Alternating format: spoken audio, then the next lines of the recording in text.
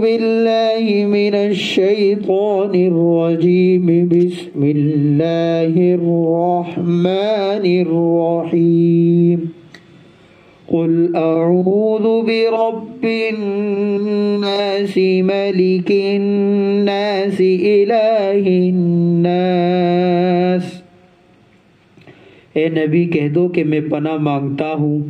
سب لوگوں کے پروردگار کی، سب لوگوں کے بادشاہ کی، سب لوگوں کے معبود کی، من شر الوسواس الخناس الذي يوسوس في صدور الناس، اس وسوسہ ڈالنے والے کے شر سے جو پیچھے کو چھپ جاتا ہے، جو لوگوں کے دلوں میں وسوسہ ڈالتا ہے، من الجنۃ والناس، چاہے وہ وسوسہ ڈالنے والا جنات میں سے ہو یا انسانوں میں سے۔ ابھی چند روز قبل سورہ فلق کی تفسیر اور اس کا ترجمہ آپ کی سماعتوں کے حوالے کیا گیا تھا۔ امید ہے کہ آپ سبھی حضرات خوش و خرم ہوں گے۔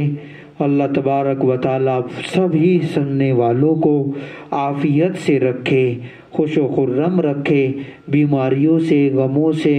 اور پریشانیوں سے اللہ ہم سب کی حفاظت فرمائے، امن اور چین سکون عطا فرمائے، قرآن سے مضبوط رشتہ عطا فرمائے۔ اب سورہ ناس کی یہ تلاوت کی گئی اور اس کا ترجمہ، اب اس کا موٹا سا مطلب بھی جان لیتے ہیں کہ سورہ فلق میں اللہ تعالیٰ نے دنیاوی مضرتوں سے، دنیاوی نقصان سے پناہ طلب کرنے کا حکم دیا تھا۔ اس صورت میں دینی مضرت سے پناہ مانگنے کا حکم ہے۔ اس صورت میں سورہ فلق میں 4 دنیاوی مضرتوں کا ذکر تھا،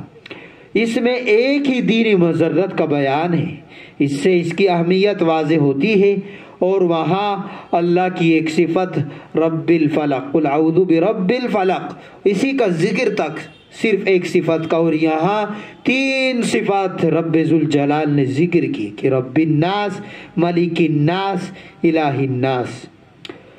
اور ان 3 صفتوں میں تعلق یہ بھی ہے کہ پالنہار بھی، بادشاہ بھی، معبود بھی وہ ایک ہی ہے، اور وہ اپنے بندوں کی حفاظت کرتا ہے۔ اور ان 3 صفات کے ساتھ ایک چیز سے پناہ مانگنے کی ہمیں تلقین کی گئی ہے کہ جو بھی انسان کو بہکاتا ہے، گمراہ کرتا ہے، خواہ وہ جنات ہو یا انسانوں میں سے ہو، اللہ تعالیٰ اس سے ہماری حفاظت فرمائے۔ بہرحال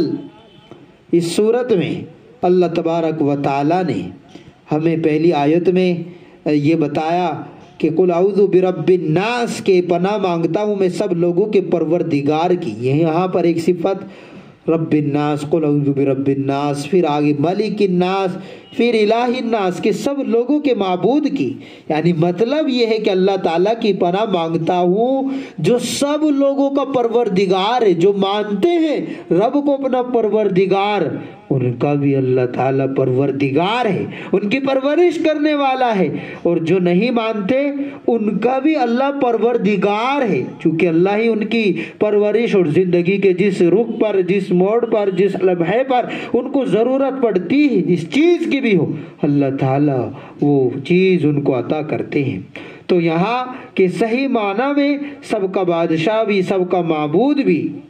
اور وہ کون ہے؟ اللہ تعالیٰ ہی ہے۔ آگے من شر الوسواس الخناس کہ وسوسہ ڈالنے والے کے شر سے جو پیچھے کو چھپ جاتا ہے، یہ ایک مستند حدیث میں حضور اکرم صلی اللہ علیہ وسلم کا ارشاد نقل کیا گیا ہے کہ جو بھی بچہ پیدا ہوتا ہے اس کے دل پر وسوسہ ڈالنے والا شیطان مسلط کر دیا جاتا ہے۔ جب وہ ہوش میں آ کر اللہ تعالیٰ کا ذکر کرتا ہے تو یہ وسوسہ ڈالنے والا پیچھے کو چھپ جاتا ہے، اور جب وہ غافل ہوتا ہے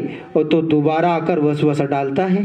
اور جب یہ اللہ کا ذکر کرتا ہے تو فوراً پھر پیچھے کو وہاں سے ہٹ جاتا ہے۔ تو اس صورت میں من شر الوسواس الخناس کی جو پیچھے کو چھپ جاتا ہے یعنی پیچھے کو ہٹ جاتا ہے، اس میں اشارہ اس بات کی طرف کہ زیادہ تر وسوسہ ڈالنے والا وہ شیطان رہتا ہے، اور شیطان انسان کی رگوں میں، انسان کے اندر ایسے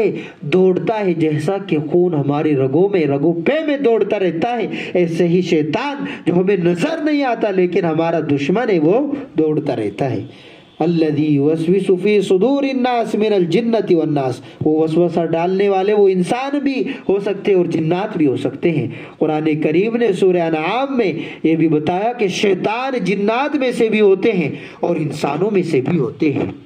شیطان انسانوں میں سے بھی ہوتے ہیں اور جنات میں سے بھی ہوتے ہیں۔ البتہ شیطان جو جنات میں سے ہیں وہ نظر نہیں آتے اور دلوں میں وسوسہ ڈالتے رہتے ہیں، لیکن انسانوں میں سے جو شیطان ہوتے ہیں وہ نظر آتے ہیں، ان کی باتیں ایسی ہوتی ہیں کہ انہیں سن کر انسان کے دل میں طرح طرح کے برے خیالات اور وسوسے آ جاتے ہیں۔ اس لیے آیت کریمہ میں دونوں قسم کے وسوسے ڈالنے والوں سے پناہ مانگنے کا حکم دیا گیا ہے۔ شیطان کی چالیں کمزور ہوتی ہے اور اس میں اتنی طاقت نہیں ہوتی، اتنی قوت ساقت نہیں ہوتی ان میں کہ وہ انسان کو گناہ کرنے پر مجبور کر سکے۔ یہ تو انسان کی ایک آزمائش ہے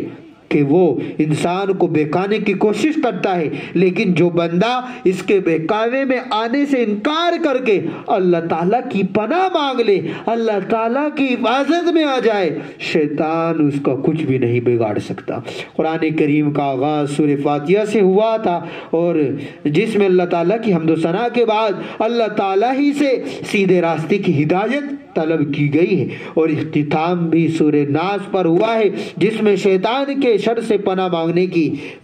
ہمیں تلقین کی گئی ہے، کیونکہ سیدھے راستے پر چلنے میں اس کے شر سے جو رکاوٹ پیدا ہو سکتی تھی اسے دور کرنے کا یہی طریقہ ہے کہ ہم اللہ سے پناہ مانگے۔ اللہ تعالیٰ ہم سب کو نفس اور شیطان دونوں کے شر سے اپنی پناہ میں رکھ کے قرآن سے مضبوط تعلق عطا فرمائے۔ قرآن کی برکت سے اللہ ہمارے سب مسئلوں کو آسان فرمائے۔